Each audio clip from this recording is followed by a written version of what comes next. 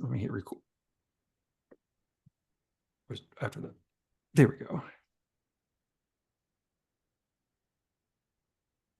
Yeah, so we were this one over to the implementation phase, and it's interesting too because when I was putting this together, one of the things I want to talk about is sort of like what AI is not quite good at yet. And at first I thought she was holding a pencil, but then I think it's her index finger becomes like it ends up sticking out here. So this is what in the face. I don't know. We definitely have some of the uncanny valleys going on with the AI images still. Even with this stuff like Midjourney is much better. This uses I forget what model this uses. I think it's one of their own image generating systems, but like DALL-E 3 is a common one, and a lot of those when it comes to people and when it comes to text in the image, it doesn't work for our purposes as instructional designers and educators yet. It's okay for I think decorative stuff, but we'll see as we kind of go through. But one thing with the AI in implementation, if I can get this to go, let me just double check. Yes, okay. Oh, here we go.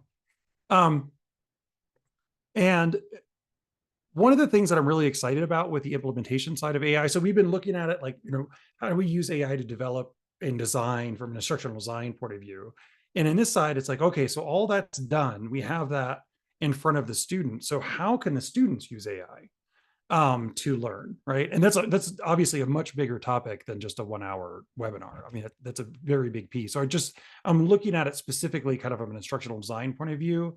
But I see more and more kind of come out, and what they're doing is they take advantage of these here.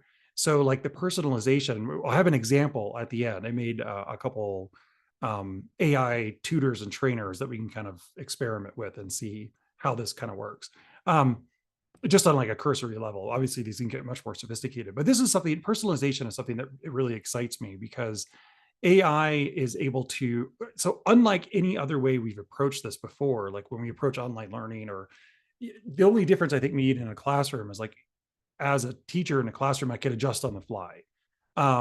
And oftentimes I'd have to, I'm like, well, okay, we'll just ignore the PowerPoints from here on, and we'll just, that kind of thing. I didn't have the media or whatever to back up the change, but I could see that one was necessary, so I could do that. The cool thing about AI is it can also do that. And it can also do that based on standards and content that we tell it to. Say, hey, look for this, look for this, look for this. If these metrics are starting to fall, adjust your strategy if it doesn't seem like they're understanding it. Or since it's interactive, like in the chatbot format, and as we'll see with the examples, we can tell it, hey, I don't understand. Can you explain that in a different way? And it can start adjusting it. So to me, this is like a whole different way of interacting with the content, which I'm excited to talk about and show here. Another big aspect, well, I think this is sort of a big aspect to it, is tutoring and personalization to personalized tutoring. And I kind of see it in the, okay. So engage learning styles and pre-existing knowledge to deliver customized support. In the sense, I was pausing because I was looking at the learning styles one. Yes, it can learn learning styles. I think more importantly, and one of the things that we're looking into with Innovate AI systems is like, okay, well, other than learning styles, what else can it be based on to kind of approach learners? So one of the things that just for me in like a soapbox kind of moment is motivation. To me is like one of the least talked about, but most important aspects of any form of learning, right? Yeah, any form of learning. And so the question is, okay, well, beyond the learning style, why are they here? What is their motivation individually? What is their motivation? What are they hoping to get? Like what interests them? But if we can connect to that, I think that will end up being a much better experience for everybody in the end. One of the systems that we're approaching it with is a values-based system called Codebreaker Technologies, Bank Code, that Eric has been working with. And what that system is, it's a really straightforward system that is like a personality test, similar to what you might find in the big ones. But this one is a self-assessment. You just drag 4 cards around and you just identify what's important to you. And based on that, it's only 4 categories. We're experimenting with like steering the learning toward that. So it's like, 2 of the codes, for example, there's, the codes are blueprint, and the blueprint is, they're much more about plans. They like plans, they like structure, they like to know where they're going, they like to have the goals, and they check the boxes along the way. the type of people where if you're going on a vacation, they'll have an itinerary of what you're Right. going to do, right? Like that's just the way they work. And it's like there's a great saying from that from the Codebreaker Technologies about it's not personal, it's personalities. So like when someone comes up and gives you this plan of what you do, it's not personal. They're not trying to say you suck at planning and we're going to do this for you. It's just this is how they work. This is their personality, their comfort zone, right? So like it's a blueprint style. Action is as you might imagine, always going forward. My wife is an action, always going forward. Like I just the amount of energy that she has routinely just exhausts me watching how much she can do at one time, you know. But she's always pursuing something, driving towards something, very cognizant of style, and like, you know, what is it? Look the part kind of thing. You know, definitely all about the Louis Vuitton and the Gucci and the Versace, all that kind of right. Name brands, all that was really important. Success, money, like that kind of stuff. Not in an arrogant way, just like, yeah, this is the kind of stuff that we find really cool, and this is what we go. Those two people, for example, are going to learn very differently, or be interested in ways of approaching the learning that are very different. Actions probably just like, let's just go. Like, give me the content. Let's go. Let's get to this. I'll grind and we'll gather as much information as possible. Blueprints probably want a very detailed plan in the beginning of, okay, here's where we're going. Here's what these steps are. Here's how it all lines up. And we get to the two other letters, knowledge, which is a K. That one, well, as the name implies, you have your scientists, the people who really like to get into. Eric is a knowledge, and he listens to. I love it because I tease him about it. He listens to what he's learning on YouTube, listening to a video. He'll turn it up to 2x speed and listen to it that way. And I've tried to do that, and I hear pieces of words, but I can't make out what's being said. The fastest I can get is about 1.25. After that, I'm like, oh gosh, this is too much. But even that, he can just kind of absorb that content. He loves going down whatever rabbit hole he finds and like learn, you know, that in-depth mastery of whatever material that we're looking at. Nurture is the 4. Nurture is relationship oriented. Then this is my first letter is nurture. So it's like much more about relationships. This one of the reasons I like teaching was because of the relationships that I would form with students, that being able to talk to them. And that's one of the reasons online wasn't the same, because it was much more difficult to establish that connection. So that was kind of a little bit of a tangent, those 4 categories. But one of the things we're exploring is, well, what if an AI could just ask someone, hey, sort out your code real quick. It takes like 90 seconds to just sort 4 letters out based on what's most important to you. And then suddenly the content starts to shift. So whether we're talking about, say, statistics, we could be talking about leadership training, whatever it is. So now that the AI or a human teacher, right, but an AI could use that basis and frame the content in that way, so that when we're talking about stats, we're going to talk about how this, work safe or relationships, if that's what's important to you, or knowledge. Okay, well, we're going to go down into the depth of the stats. Here's why this works the way it does. Here's why this works. Action, like here's how you can apply it. Here's how knowing this stuff can help you get ahead in your career, in the world, or whatever. So that's the motivation that goes through the whole course from that point forward. Or blueprints, like here's the structures, here's how you can use stats to kind of structure and help your itineraries, for example, or something like that. Blueprints, the one that just from a personal standpoint, I understand the least. It's on the last of my list. I don't plan. I like to just feel. I like to feel into it and go with that, and just go with the gut rather than plan, which of course drives blueprints crazy. Yeah, the exact opposite. Yeah. So do you find that to be situational? I mean, that those different traits could change depending on the situation. So if it's something that someone is mandated to do, like a performance improvement, they may not be nearly as motivated as someone who just truly is engaged because of the learning.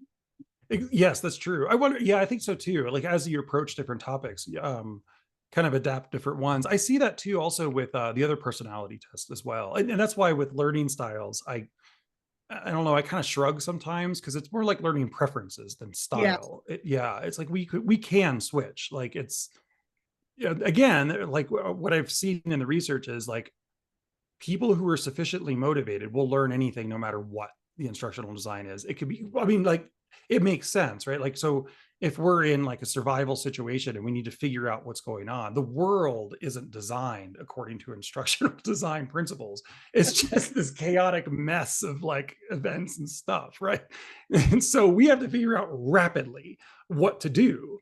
And we really can when we're motivated to. And it's sort of an axiom, I think, of people that we tend to wait to the last minute, like when the motivation is like really, really high pressure in order to do it. But everyone kind of has their own, I think, kind of threshold is when they'll jump in. But anyway, so that's one of the things I do, and I agree. Like they'll change it to whatever's necessary in the moment. One of the things I hope about AI is now that can be kind of a back and forth, and the AI can adjust with them as they go through the learning process, whatever. So the grading, like I saw, like I think we had mentioned this a little bit before, but like when it comes to assessment, AI is actually really good at qualitative, better than quantitative. So if we gave it yeah, it could grade a multiple choice exam, for example, but we've had tools that could do that already. An LMS that's already built in. The old algorithms are really good at that. Where AI really can help with is assessing essays, short answers, long answers, any sort of text-based. It can even assess images.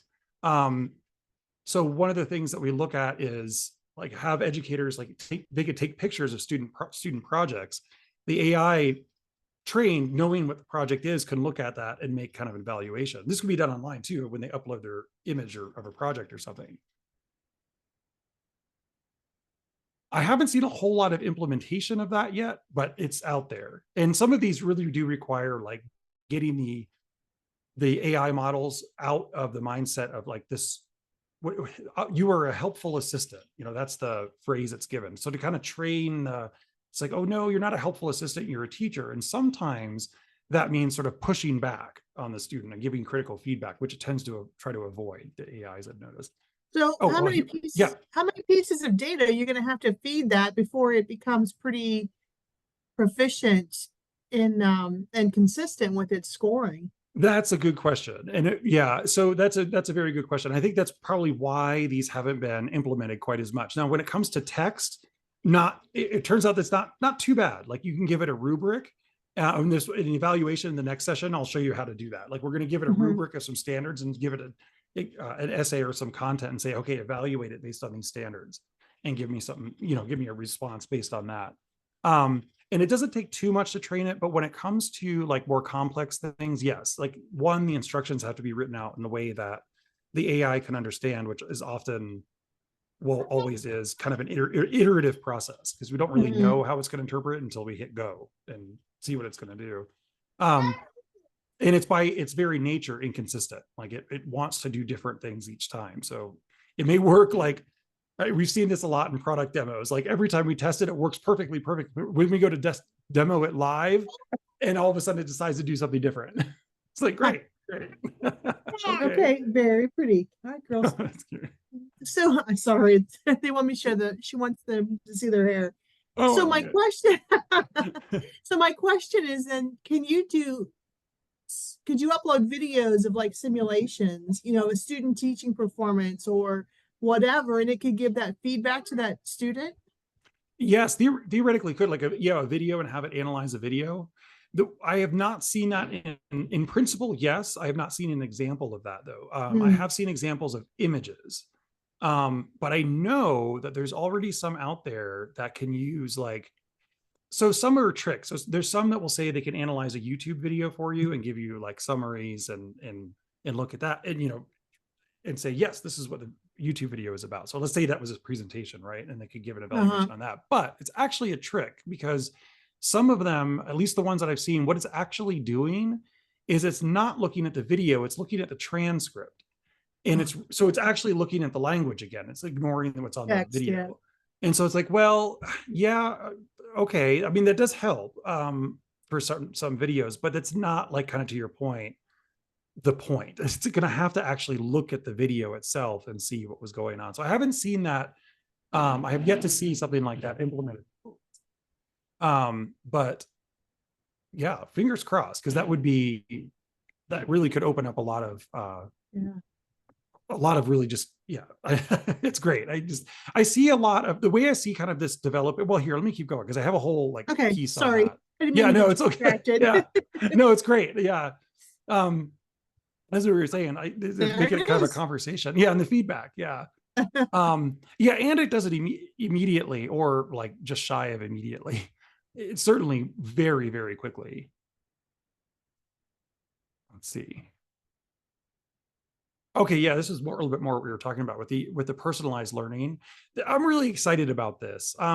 So I see this as a way of, like, we talk about, a lot in instructional design. We talk about the student interaction, student teacher, student content. The student content part has been pretty much the same for decades. Like, there's not a whole lot that can change. So we have different media, right? We have video, we have audio, we have podcasts, we have whatever. We have all these different pieces. Now we have a new one, and that is the AI learning, AI augmented learning, as I'm starting to call it. So one of these things, like with immersive experiences, that I'm really starting to become excited about, and like the question you had just asked, this is that I've seen, not quite there, but coming, with the AI video models that they have, like Sora, Runway. I think we were looking at Runway. They're getting so good and so quick that the hope is they can generate the video on the fly, meaning you don't necessarily need to give it a prompt anymore. It's writing it as you're going through it. So imagine like this immersive experience. So for example, one of the things that they were doing at an art school that I was working at is, students didn't have the money to travel to the Parthenon for art history, but they could use something like this. And now this wasn't AI, this was VR, so they could look around in the Parthenon and actually see the scale of everything in life size, which was really neat. And they were using a very highly detailed scan of it. One of the things I think about immersive, and we were trying this with a video with Runway, is to use like historical examples. Well, an immersive experience could put you in a situation, in a simulation, live, writing it as you go. That I think is years out still, probably still 4 or 5 years away from what I've seen so far, at least in terms of it being like available to most teachers and whatnot. But I'm personally really excited about that. My fingers are crossed, because I could think of all kinds of fun things to do with that. Games and simulations was one of my focuses when I was working in instructional design and studying. Adaptive lessons, we were just talking about this, like being able to adapt to either adapt the lesson plans to whatever the content is, whatever the hobbies are, whatever the interests are of the student. And then actionable insights, it can do the analytics along the way, and change and adapt as it goes. That's a little bit more complex systems, what they call multiple agent systems. So right now we've been looking at, okay, there's one AI that we use in the examples in ChatGPT as well. And it's like, there's one AI that we use, we interact with this one. Well, what if that one connected to all these other ones, and there was a whole different, network of what they call an agent network in the background. So they're all talking to each other and sharing information, and certain agents within that network are better at certain things than others. So one of the agents, for example, is just focusing on keeping track of these metrics and where students are with their learning. So, as we embed metrics or tracking mechanisms throughout, whether it's multiple choice or however we want to do that, some sort of assessment throughout it, that one is keeping track of it and telling the instructor bot or the instructor agent, okay, wait, there's this piece of content that we should probably go back and review again. There's this piece we should probably go back and review again. This one, it seems like they've mastered. Let's move that off the table and just keep going with everything else. It dynamically on the fly, but setting up those kinds of systems with the agents that talk to each other that's a enterprise kind of level solution, but it's definitely there, and it integrates with existing technology so that you can either have it in the learning management system, which I think the learning management systems, from my point of view, are going to change dramatically from what they have been, to adapt to AI. Because once we start bringing AI, there's no reason that we need to do it the same way that we were doing it online. Yeah. I think it's the keyboard. Let's see. Oops. Oh, so this is how kind of I envision it. So there's the skill set of cognitive apprenticeships, and as sort of a model of learning. And as I was kind of pondering this, I'm like, I think that the cognitive apprenticeship model might provide a really good overall model in which to use the AI. So the AI becomes, the learner is the apprentice to the AI, and the AI is working with them in that cognitive way. And since it's working with language, primarily language, it works. I think it would work well for that model. So we talked about that. We bring in the continuous assessment aspect and revise it as they're going.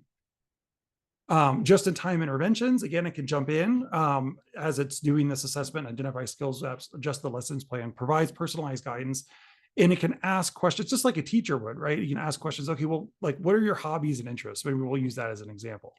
And once you kind of know what that is, like, for example, when I would teach whatever the subject matter was, I would ask the students, okay, well, what's your major?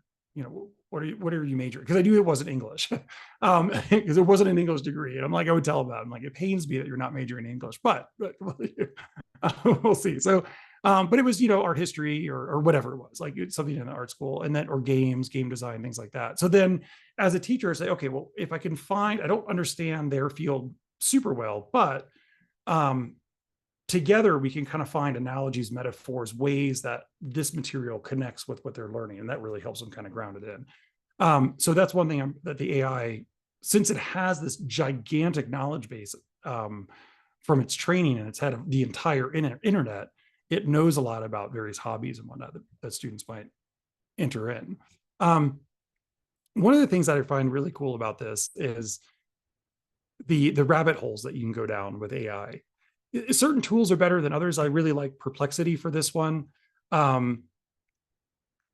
It's sort of like, I feel like a great use of AI as would be a bot that could just handle as many why questions as you want to ask it, right? Like a toddler that will just keep asking, well, why, right? It's like an AI could go on, we could just roll down that for as long as you want, and just down this rabbit hole. Well, why is that the case? Well, here we go. And so I've been using Perplexity for that. You can really just kind of go down this rabbit hole of information and find all kinds of different stuff. And then successful career transitions. One of the things that that I'm seeing with AI in education in a broad sense is AI as an educational tool doesn't just apply in educational settings. I see a lot of corporate training involved in this as well. So, for example, a cognitive apprenticeship AI as an onboarding agent for a company, to say, well, rather than pulling this one person, well, I'd still probably have a human as a go-to reference rather than just the AI, but say, okay, well, here's our little AI chatbot that will help onboard you and give you a walkthrough of everything that our company does, like the HR policies or whatever. And where documents are located, things like that. That AI is there 24/7 whenever they need it. They can hop in 2 a.m. and ask questions, and the AI won't get bothered. The coworkers might, but that really could help speed up that process. And then if they do get stuck, then they can go ask the person. It's like, I've been trying to ask the AI this question, but I'm not getting a straight answer, which is just the case sometimes. It's like, because it just doesn't quite understand the questions that we're asking. But of course, it learns and it gets better as time goes on. I see that could be a real saver, or on the job training. So it's a just-in-time training, little chat bot in the corner that you can just pop up and be like, okay, I'm at this part of what I'm doing, but I forget exactly what the next step is. Could you help me? Could you remind me? And it could walk you right through that. As a matter of fact, we're using a system here called Notion to keep track of our business documents and whatnot. And there's an AI that they just introduced in that, and it can chat with all the documents in there. So I can just ask it, where did I leave off? And it will pop up a little note where I was. And it doesn't work great. It's a beta version, so it's not perfect, but it's pretty good. That would be great when we, as an accreditation agency, we have some folks who not come from the radiology world. And so when they're trying to write a report of findings or review a self-study, that would be a great tool, because we do that mentoring with them, and we talk about what's good, what can be improved upon. So it'd be great if they could get that immediate feedback and not have to wait a day or two till their mentor is available. Yes. Oh, absolutely. Yes. That's a great use case of it. Absolutely. And how many people do you have kind of going through that? Like, is that? Oh, we're small. There's only 17 of us. Oh, okay. But if you've come from, even though they've come from education, accreditation is a whole different beast. And so trying to learn not only what the standards are, but the language that's used, with Mhm. the legal speak and that kind of thing, that could be very helpful. Oh, absolutely. Yes. And for yours, do they put together like a self-study, the school that they turn in? So the schools, yeah, they turn in a self-study report based on the standards. The professional staff have to review it, go through it, and then if they don't need additional information, they'll respond back, schedule the site visit, and then after they check all that stuff, then they send out the report of findings, and then it'll go to the board. But they Oh, have to, excellent. the staff members have to do the report of findings based on the self-study report. And so we have Oh, I some see. standard verbiage, but Uh-huh. there's a lot of it, depending on what the site team has found, they've got to do some independent writing. So that would be Oh, really excellent. helpful. That would be, yes, absolutely. And that it's an interesting use case too, because some of the clients that we've seen, like they're saying, okay, like we want it to be able to help with our writing, but just like you were saying, we have a very particular way of writing in this Mhm. industry, and it has to be able to do that. And yeah, it can be very that part, the language part is actually relatively easy to train the AI to do. Just you really all it kind of needs is some samples to mimic. Longer the better, but then it gets an idea of those like key phrases that can be kind of drilled in. So for example, one of the places that we were working with, they they don't use the word department to refer to the different departments within their agency, right? They don't use that word because it's like, okay, because I guess their title is department, and so as a company, so they use different Um, words within there. mhm. But the AI always wants to use department because that's sort of just standard phraseology. So we had to train it into the instructions to be like, okay, whenever you think you want to use this word, use organization instead, or work unit, I think was the preferred term Mhm. in that case.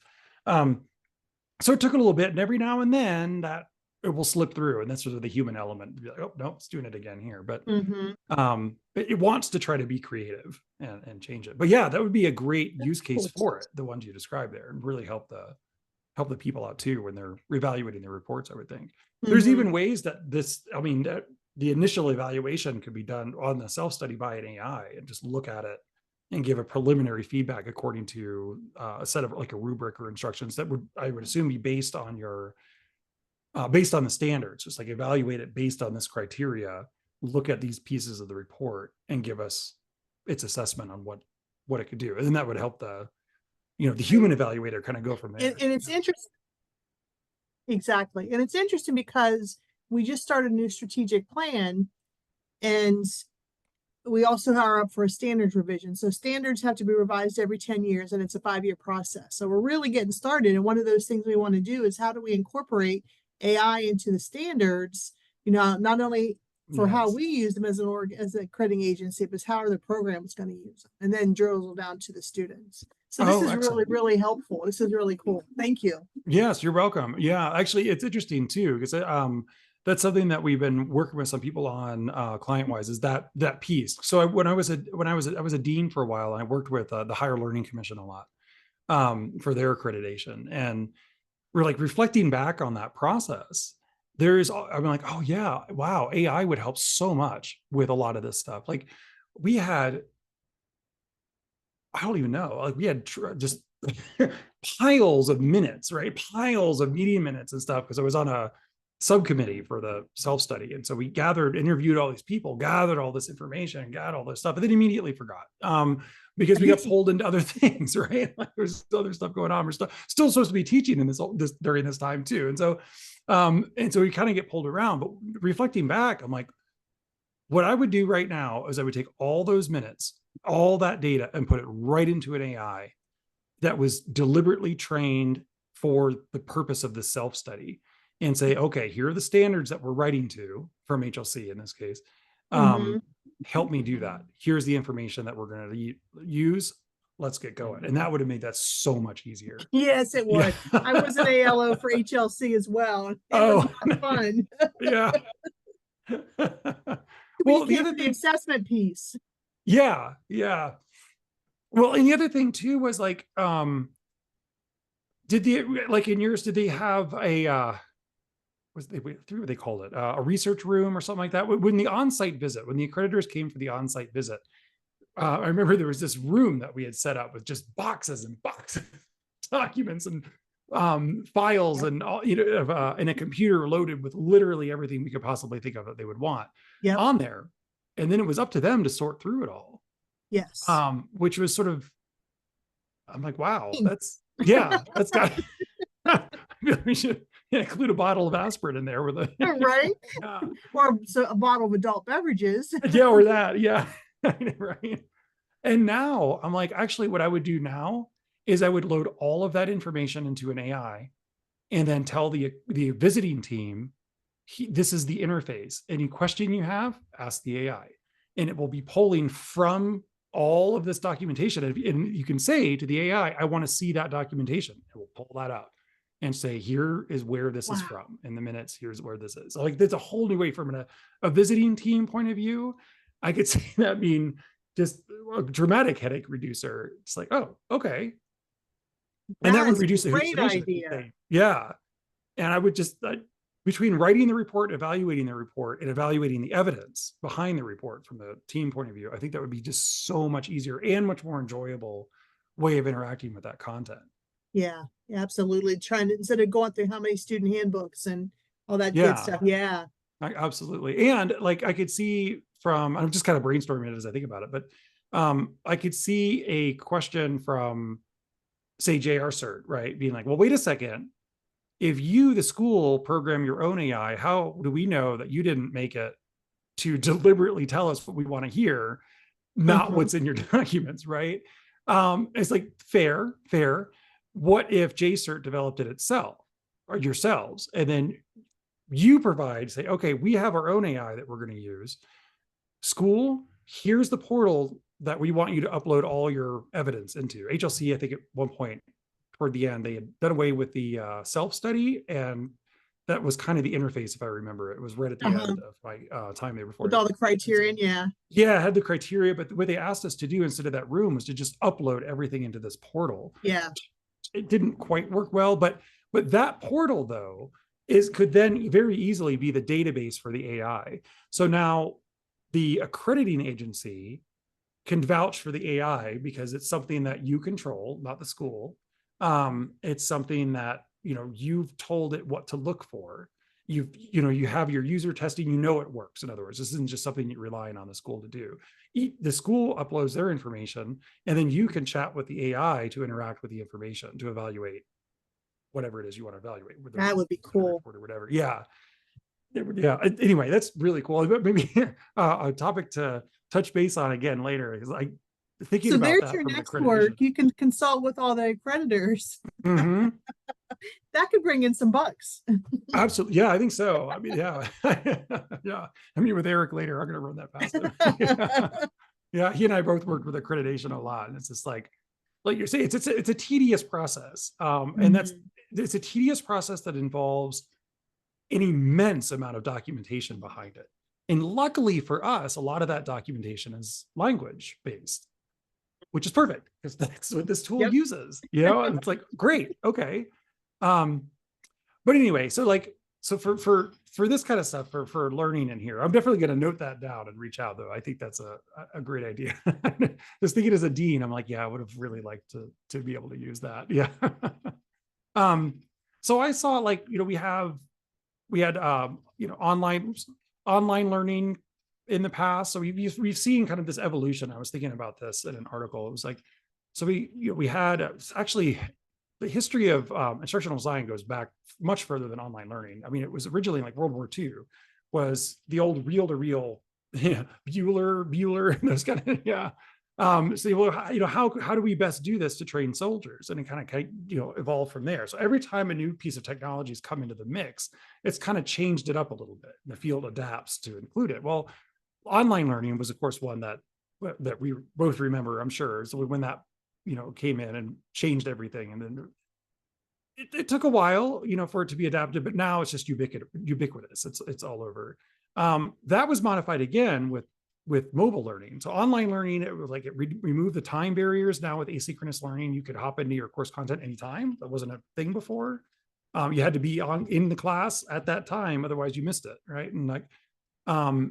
And so now there's that 24 access to content. Suddenly, this barrier of space went away. You don't have to be near the school anymore to learn from it. You could just hop online. So it kind of democratized that in a way. I have several friends that were taking classes in other countries, which would not have been possible had they not moved to that country, right? So the mobile learning, I think, broadened that even more. So now we had a lot more just-in-time kind of learning, just-in-time training with mobile. So everyone had the smartphones on them.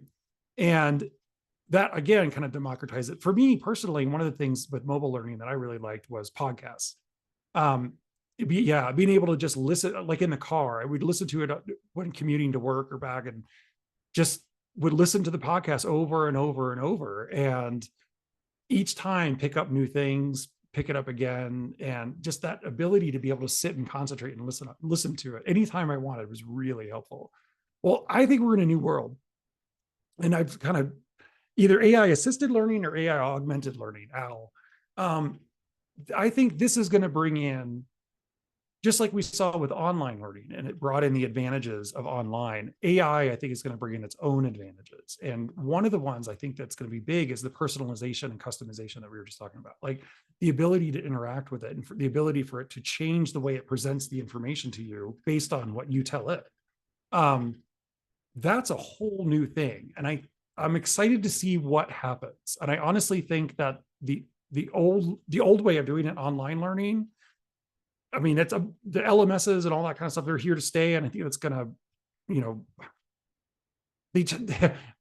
higher education tends to move slowly. Let's just say they adapt slowly. They be very cautious, which is cool. I mean, it definitely is. But I do think, especially in the private space, we're going to start to see the AI assisted learning take over, and the way that online learning was done change. Just the way that online learning had changed the way that classroom learning was done, right? So whenever I walk into a classroom now and hold a class, I'll immediately tell the students, hey, all the handouts are online. I'm not going to print everything out and hand it to you.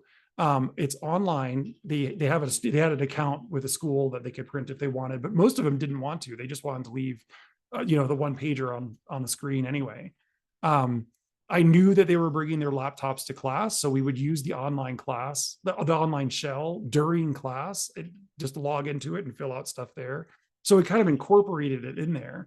And I think, AI assisted learning has kind of become the same way. It's going to change the way we interact with the content from that point forward, which I'm really excited about personally. So one of the things, that was interesting how it put this together. One of the things that I think is really neat about AI, the AI assisted learning, is language isn't a problem anymore. And I'll show that with the GPTs here when we get to there. But GPT 4.0 knows 92% of all human languages, not just written languages, but written and spoken. And they're working on adding in more of just the spoken languages so that it can preserve them. So in the very first thing, you're like, I don't want to read this in English. I want to read this in, Mandarin. Just tell it, I want to read this in Mandarin. Instant translation. Right? Yeah. Instant translation. No longer have to worry about what language. And what's really neat is you can write the course in one language and deliver it in any other different language. You can write the AI in English, the instructions for the AI in English, and have the AI interact with the user in Mandarin. So it's completely language independent in that way, which is just fascinating to me. I'm really excited to see how that's going to pan out. Yeah, I'm curious because the LMS we used, Docebo, and it's mostly European based. I'm curious how the translation, we don't have any folks, we don't accredit any programs out of the country, so we don't have anybody other than English. We do have Puerto Rico, but they're not accredited right now. So I'm curious how well that translation is used, because it's supposed to translate seamlessly. So I don't know about that, but we'll see. Yeah, we'll see. I'm curious. Yeah. And I mean, I'm not bilingual. I've tried so many times to pick up a second language. And it seems like every time when I would take a class, every time we get down to like the last 3 weeks of class, at a 16-week class, that's when it starts to click. And of course it's over. It's like nuts. Oh, well. And then of course it's gone because I don't use it anymore. And it's right. like, oh, yeah. Oh yeah, global accessibility. I'm really curious about it. So like with online learning, well, actually here, universal communication, that's a better phrase for what I'm about to say. So with online learning, right, we could take classes in any country, so long as we spoke the language. Now that's not a problem. I could take classes in any country and any topic I want and just say, yep, we're going to translate that right now. What I think is really fascinating about that is because of the interrelationship between language and culture. Um, there is so like, it would be really cool to be able to take a class, say, since we're using China as an example, I guess Mandarin, like it would be really interesting to take a class in Chinese history that was written in Chinese for Chinese citizens and have that instantly translate into English so I could read it from their perspective. Yeah, that would Which, be you know what I cool. mean? That would be really, really cool, I Hmm. think. Yeah. And so I'm really hoping, like, kind of like we were saying with social media too, and how that democratized. Now we can talk to each, I can, we were just having last week a meeting with someone that was in Australia and talking with them. And then it just clicked. Oh, yeah. The reason he's in a sweater and a sock hat is their winter. That's Winner. right. Yeah. Right. So it's just kind of Wow. like I really like that because it's like, oh, okay, so what I see around me right here isn't just the way it is. Like there's all these different experiences, there's all these different perspectives out there. And being able to interact with people and not have that language barrier, I think it's just gonna, I'm curious what the global community will start to become as we more fluently share knowledge and information without that language barrier in place, which of course has been, I think, reducing over time anyway. Um, but that's one of the things I'm kind of excited about to see how that kind of pans out over time. Yeah, it's interesting that you say that, especially with talking about higher ed and how slow they are. You know, how does that impact the colleges and universities with international students?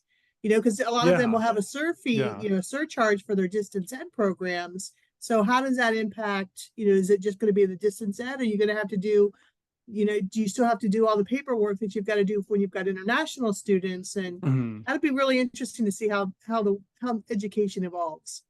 I right, yeah, it really will be. It's a person at my martial arts studio. He was just saying they have a foreign exchange student from Germany that just joined them, and so it's like, yeah, I could see this being a language barrier right now, but that's going to disappear here really quickly. As a matter of fact, the next gen of phones, mobile phones that are coming out, apparently, so the chips that they use to process all the AI stuff, you know, right now you hear kind of stuff about that. Elon Musk is building some gigantic data center in the middle of nowhere or something like that, like to train Grok, his model. And so there's these huge systems that are being developed, and these are giant warehouses that suck a lot of power. They build them next to power stations for that reason, and that's interesting. But I think the counter trend is smaller tech. So there's the big models like ChatGPT, there's Llama 3.1, there's the big systems, the Claudes, the Gemini, Google Gemini, those big ones out there. But no, most of them have small versions now, and they find that they can get pretty good information out of one that's much smaller that you can actually run on your phone. So it's local. It's not sending anything out online. So if it did have access to all your personal information, is the idea, it wouldn't be a concern because it's not going anywhere. The AI knows everything about you on your device. One of the things that the advantage of that it allows having that on the device is instant translations because it's not going back and forth over Wi-Fi or the cell network. You could the hope is you could sit your phone down in front of you and say translate what you hear into English or whatever. Sit it and have a conversation, a live conversation with someone, and have it translate for you while they're talking. There's plugins that are coming for Zoom that they say will be able to do that too once we can get the tech on the computers, chips on the computers. Is that like as someone's talking to you in Zoom in say Mandarin, you're hearing it in English in their same voice because it can use that to deliver it back to you in that language. It's just like, this is Crazy. wild. This is why. Yeah. And I'm like, whoa, that alone, I'm excited about that. Like that's one of the reasons I was trying to learn language is to be able to talk to people in different cultures, learn from their perspectives. But this is fabulous. That would be a great tool to do that, to be able to do that. So let's see, it's 11:49. So I want to jump into the GPTs here. So we kind of talked about this AI assisted adaptive apprenticeship. So the cognitive apprenticeship structure is kind of how I was picturing initially how that would work. And then of course, yeah, real life integration. Yep, through there it is, mobile devices. So integrating this into mobile devices. Now we have this tutor with us all the time. And the advantage of, so the barrier of like, how much information do you want to give it, right? So they say the challenge is for an AI to be super useful, it really has to know a lot about you, like your habits, your interests, what you did yesterday. It would be much more helpful if it knew all that. The trade-off for that is, well, if all that information ends up in the hands of, say, Meta or OpenAI or Facebook or any of these companies, what level of trust do we have with them that they're going to keep that private and not use it for whatever they want to do, right? Like sell it to third parties or whatever. Like there's been all kinds of privacy data breaches and all this kind of stuff with the company. So if it's on your device, then it doesn't matter. It's just going to stay right there. And now the AI can actually really start becoming customized to you and your behaviors and your actions and your interests and your motivation and all that kind of stuff. So we can have this like tutor apprentice, a cognitive apprenticeship tutor in our pockets all the time for whatever we want to learn in any particular moment. Oh, one limitation of this is for instructional design purposes, not so much for education purposes. One of the things AI is surprisingly not good at is copy paste. It's better. It's better than it was, but it wants to create new text. It wants to. It's trained. It's a like a GPT. It's a generative pre-trained transformer. Is what the Chat GPT, the GPT stands for in Chat GPT. So the transformer models are what they're all based on, and the idea is that they're generative. They're trying to create new stuff. So when you tell it, hey, I have a spreadsheet here, or I have like storyboards are a common example of this that I see. Hey, we have the storyboard. We want to copy out this block of the storyboard and put it here, and then, but not modify it ever, just do that.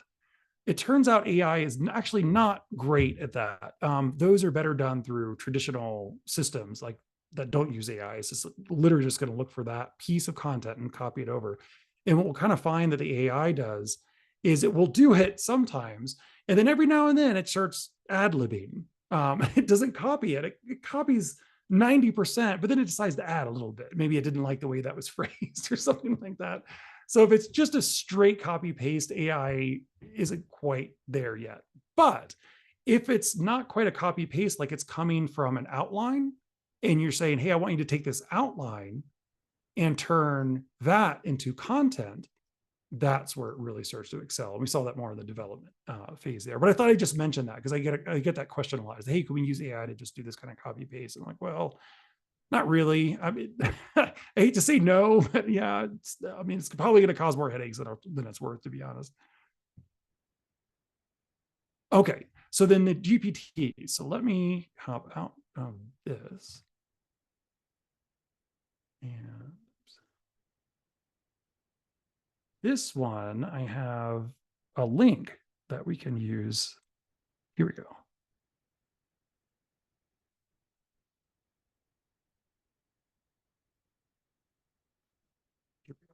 Okay.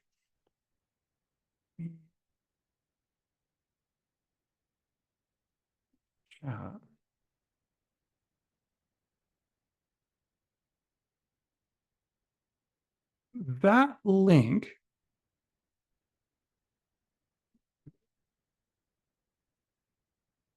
should take you here.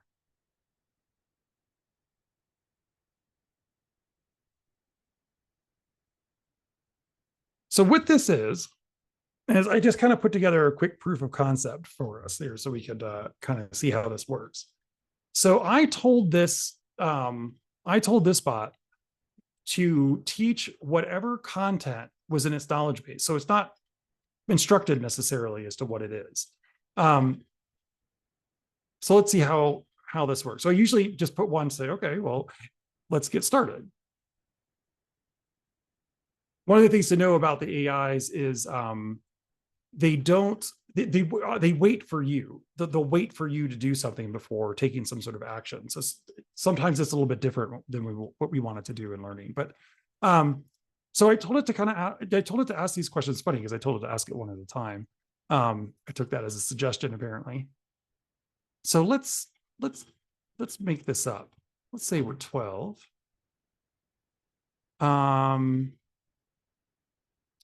Oh, interesting. I should probably tell it the topic. So this is about leadership and strategic planning is what this is.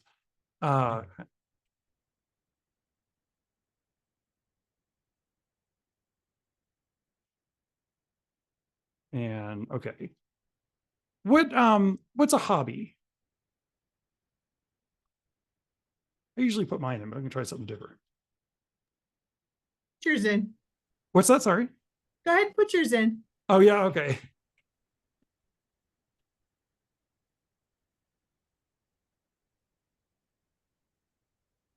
So let me it's funny, it's supposed to really ask me first my preferred language, but it skipped that question. So when it stops here, I'm gonna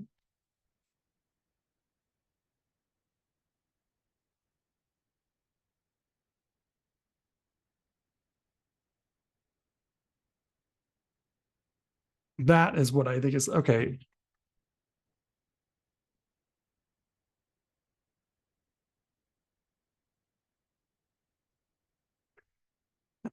I can't read these, so I can't verify. Um, but this one I can see. Spanish I can kind of piece together if I know the context. So I'm like, okay, but it is asking about like, do you want to continue with module one? Like, okay. And this one, like, it's like punctuated roughly the same. Oh, here.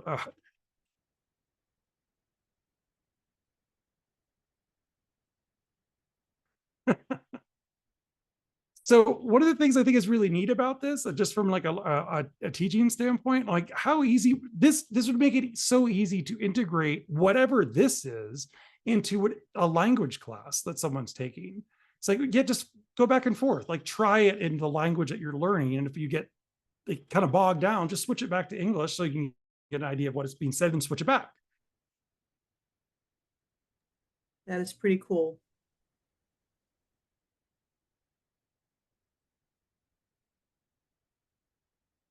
Okay, here we go. Okay, so it's going to start since it went back to the beginning. It looks like it's starting from the content. However, I would imagine that these sentences right here, they look to be about the same on all these. So, yeah. Yep. So sure, let's continue in English. Okay, yeah, perfecto. Let's continue in Spanish, right? So you kind of like at least get an idea of like, okay, it is doing that, but the fact that it could do it on the fly is what really just blows me away here. So this was just some really cursory instructions that I gave it for how to do this. And I said its role is to teach the content that it's in its knowledge base. Right now, the content is on strategic planning and leadership development, things like that. So I did not give it a specific format to go through. And what I'm curious about is to see how it can change it based on the age. So we have these, okay, simple, but if I just describing it further, and this is what I'm really curious about. How it can change that and say, okay, let's relate it to something that you're interested in. Okay, so think of the strategic positioning like your current skill level, just like you need to understand the strengths for improvement, sort of similar to a SWOT analysis. Okay, I can see that. Before moving on to more advanced techniques, an organization needs to assess where it stands in the future, setting smart goals, blah, blah, blah. Okay. Do these concepts make sense so far? Let's say, is there a question that you want to ask? Oh, here, I'll tell you what.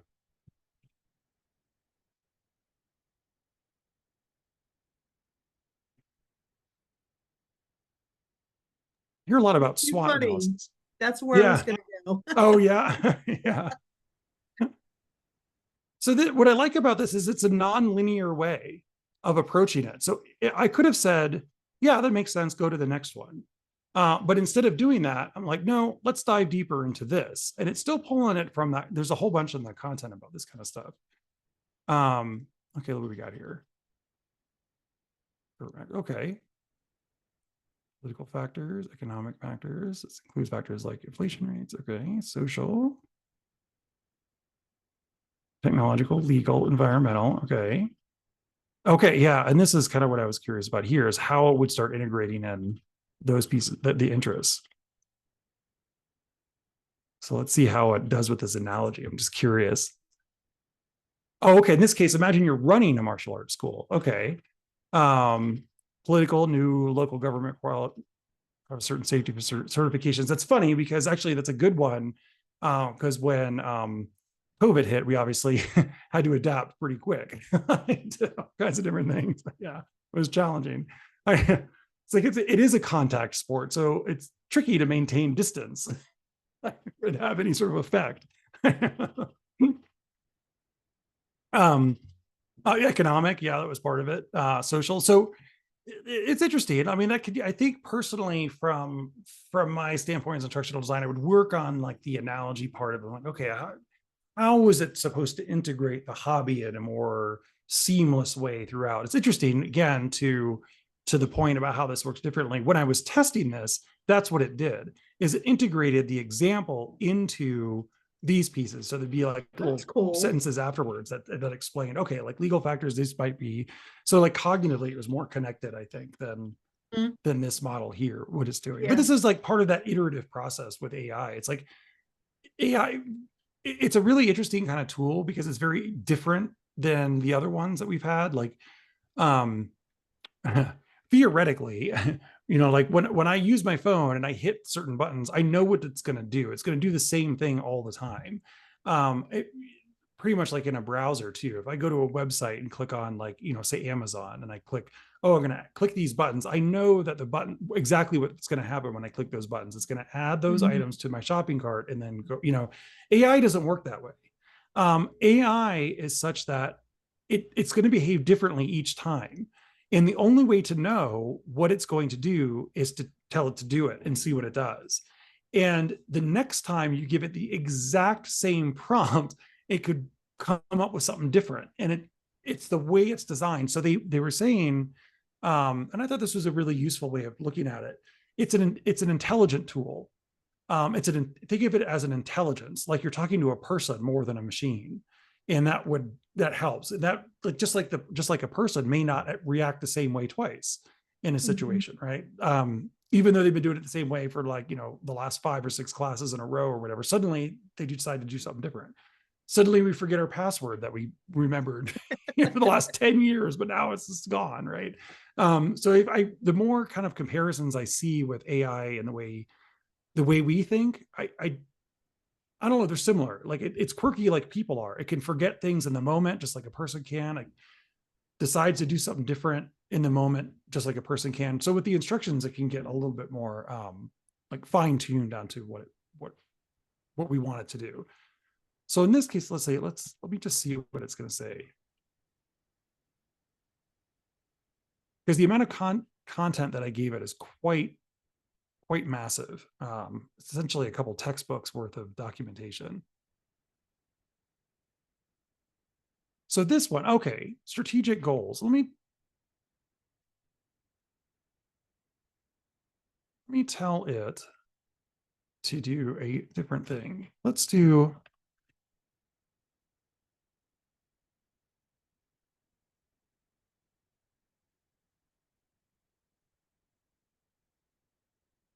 it is quite verbose. They really, yeah. I've noticed in ChatGPT, with each upgrade, it tends to produce more and more content at one time. Believe it or not, actually. So this is 4.0. They apparently OpenAI is coming out with a new model, what they call 4.0 long, or something like that, 4.0 long context or something like that. And the idea is that it can produce even more of this in one shot than this model can, which is sort of interesting. I'm like, okay, so we're talking like it's going to write your whole report for you in one prompt. Is that what we're getting at? like it sounds like it's getting close. And as a matter of fact, they're saying like the context windows, like how much content it can work with at once, was a limitation, and there's a lot of speculation that that's not going to be an issue shortly. They'll have what they call infinite context windows, which means training these things. So the question you were asking earlier about, like, can you teach it exactly how to give that kind of feedback or how to evaluate something or student work or things like that.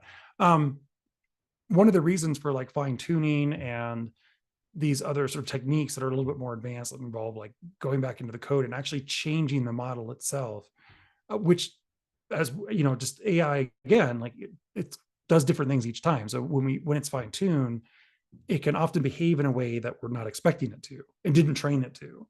And sort of the challenge. It's sort of like, it's funny. It's sort of, again, it's sort of like a person. Like if I have a class of like, 30 people and I'm teaching the exact same content to them, it would not surprise me if at least one student in there heard it in a completely different way than the way I was intending to present it, or than the way that everyone else, just based on their own personal background, and where their head is in that particular day, right?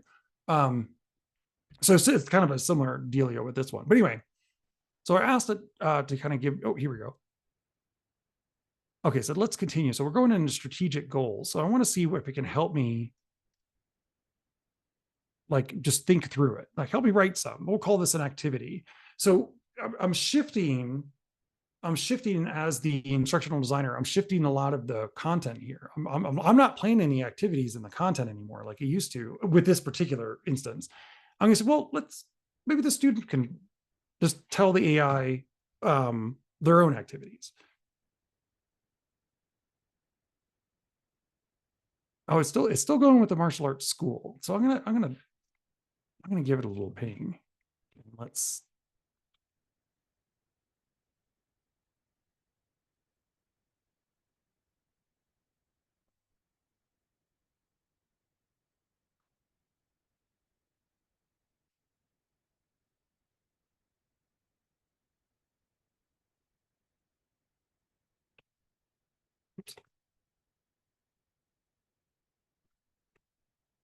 Oh, it's still thinking. Okay, there we go.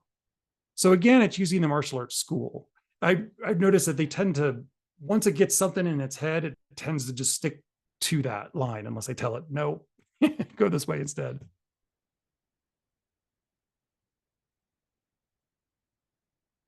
That is what I like. This is what I think is really, really exciting. So like as a teacher, this would be hard. So I would have to know something about, so if a student said something like this, right? Well, I encountered this a lot. So sometimes they would say, it depended how much I knew about art. I'm not an artist. So that was a challenge. Oftentimes I had to learn from them what they were doing. And every now and then it would come up. They would say, oh, well, I'm studying such and such, whatever it was, like sequential art, for example, graphic novel kind of thing. I say, well, I don't really know anything about that field. So it was hard for me to take the content and relate it to them.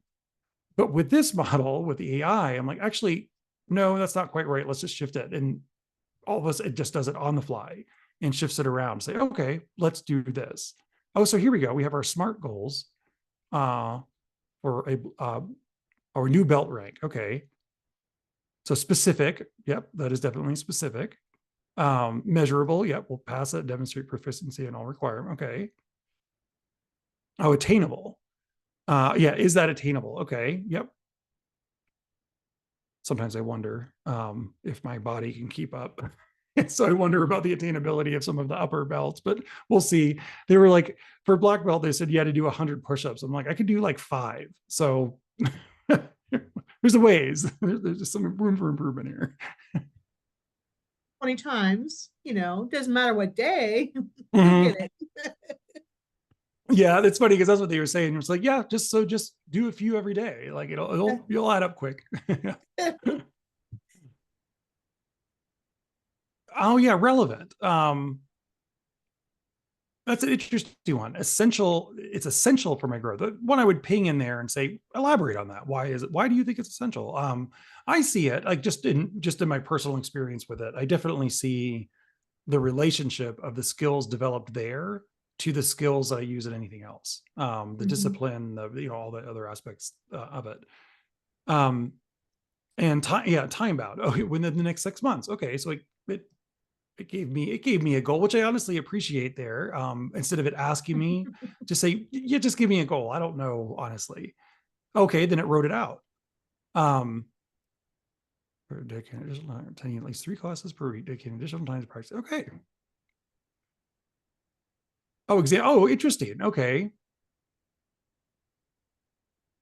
that is, I'm just curious Mhm. as to how many it went through. It gave me 5 different examples, all from that one, even though I didn't actually say that. I just said, could you relate it to the practice of martial arts rather than a school? So it gave me 5 different quick examples back. Now, from a learning standpoint, I could see this being really exciting to say, well, could you provide an example in my context for how I understand things? And it spits back 5 instantly. And Mhm. then maybe 1 or 2 of these isn't perfect, but it will click. One will click to be like, oh yeah, I think I can. This relates. Maybe I'm not so much worried about the belt as I am about like just a specific technique that I really want to work on or whatever's here. So let me shift gears real quick and give this one, since we're kind of coming up to And the I like to, hour. even though most of them are kinesthetic, didn't Mhm. it do one with confidence? So it did one that was, more the affective behavior, not just a kinesthetic. Oh yes, that's a good point. Oh yeah, increased sparring confidence. Yes, here we go. Oh yeah, that's true. This yeah, it's interesting. As a side note, we did sparring. I did sparring for the first time a few months ago, and yeah, this is actually, this is pretty good. Um, I noticed that too. It was twice a week.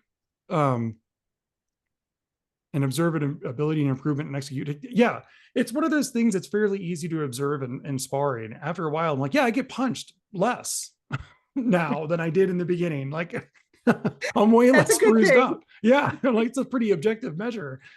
Yeah, and it's pretty motivating. Like, getting, they have the big gloves and everything, but still, it's like, getting a couple whacks in the face. It's like, okay, I'm gonna keep my hands up.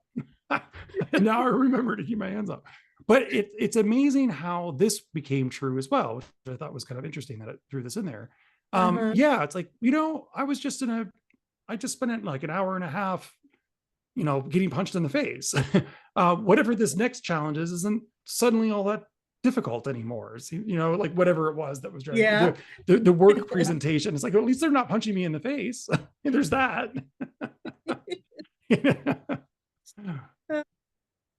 But yeah, so that's a good one, more of an abstract. And it's something we could tell the AI. I didn't do it in this case, but we could tell it like, okay, when you're providing examples, provide examples along those lines, the affective domain, the kinesthetic, you give them ideas from there.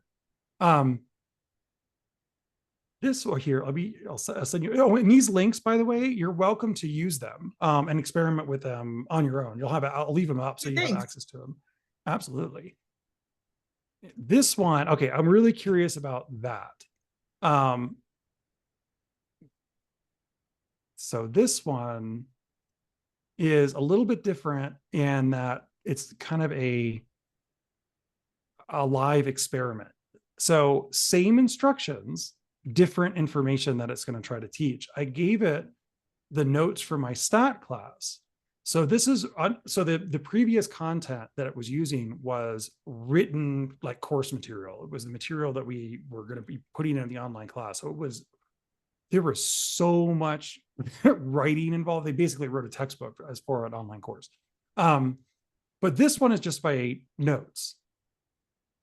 So I made this this morning, and so I'm curious as to how this will work. Okay, so this time I did ask the language.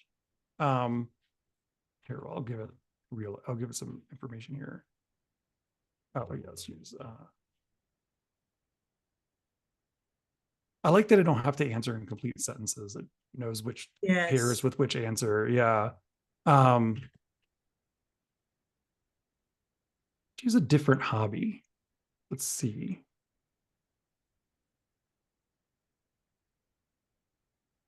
What's going on right now? Oh, hey, let's stay hiking.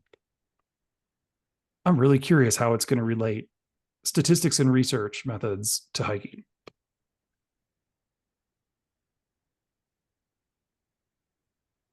Oh, it gets hooked on this one. Um, so interestingly, so this is actually a kind of a piece of how these work. There's a part in there that's called document preparation. Uh-huh. so that the AI can understand it.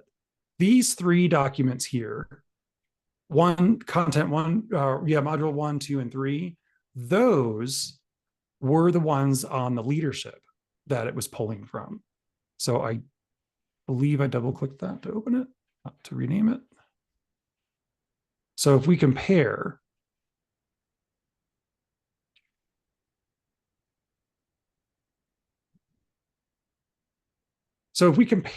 what this looks like. So this, as you can see, this is a narrative, 45-page narrative document on all this stuff. As opposed to my lesson plan.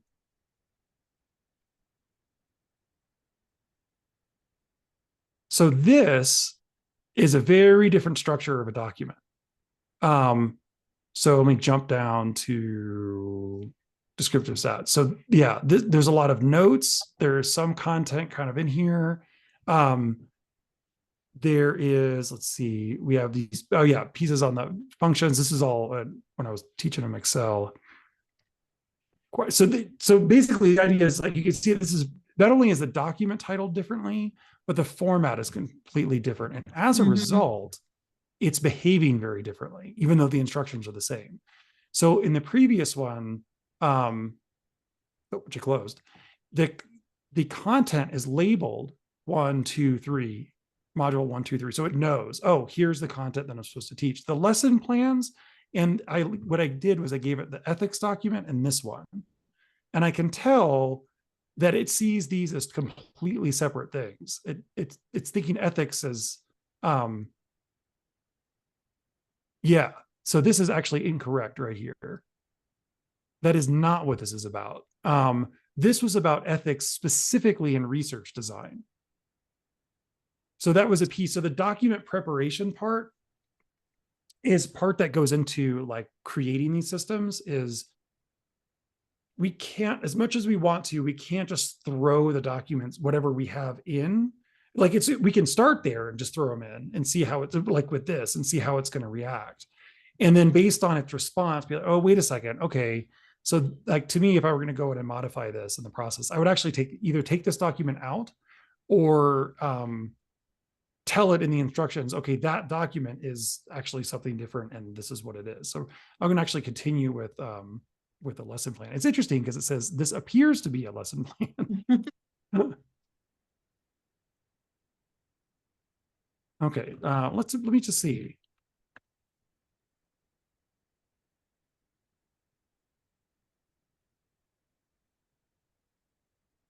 It's interesting. So what it's, I think I know what it's doing now and why.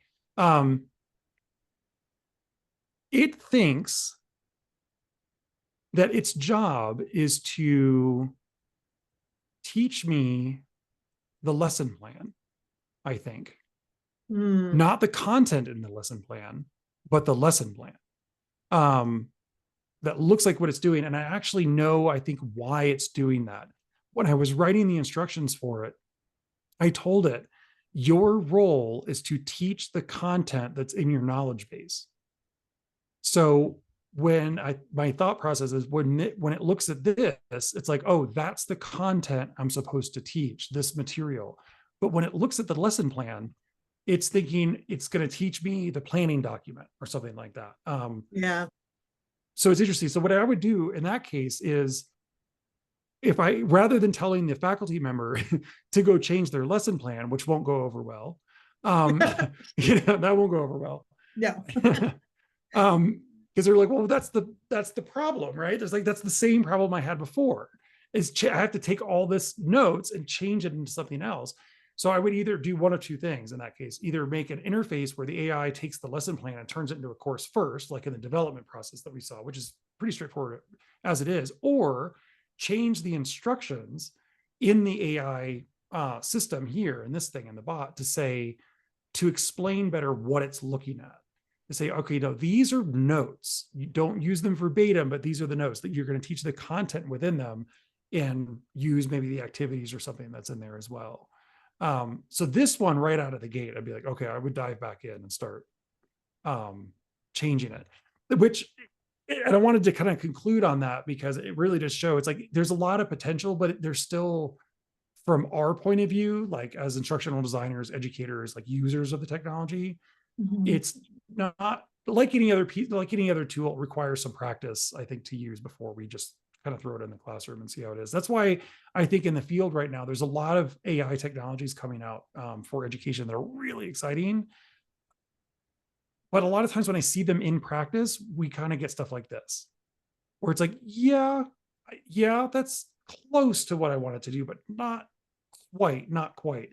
And so, like, that's what we try to do when we're working with clients is we go through and be like, okay, where can we solve this problem? And I feel like instructional design and educational technology is a perfect background for troubleshooting these kinds of things.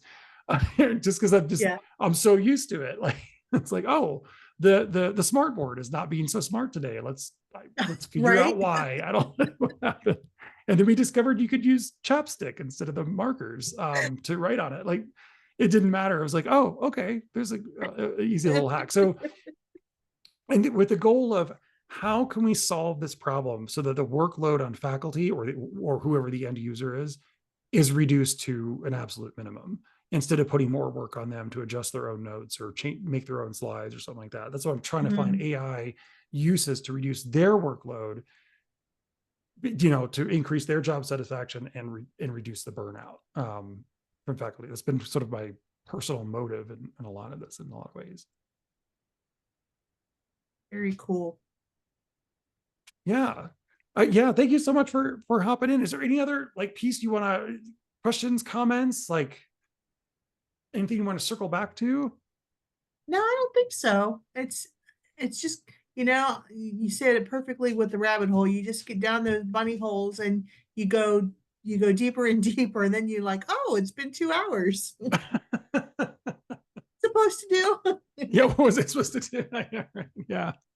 do. At the same time, I've already, and like, I've already gotten to the point with using AI that whether it's in teaching and learning or just personal use, just creating the emails and things like that, personal use, I'm already starting to get to the point of like, wow, this would have been so much more difficult without AI.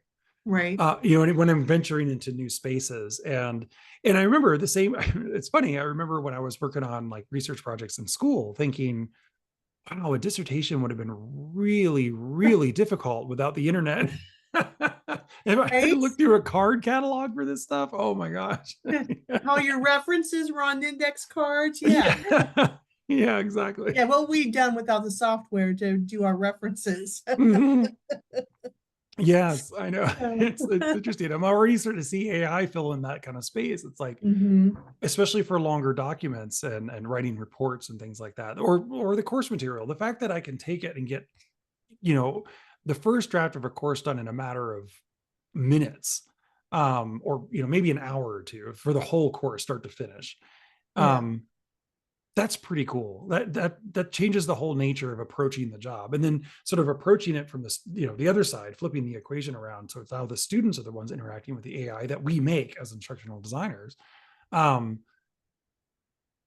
that's super exciting. I just from both the instructional design point of view, because we love playing with new tools, I think, and seeing like, oh gosh, this is great, like these rabbit holes, like what can we do with this?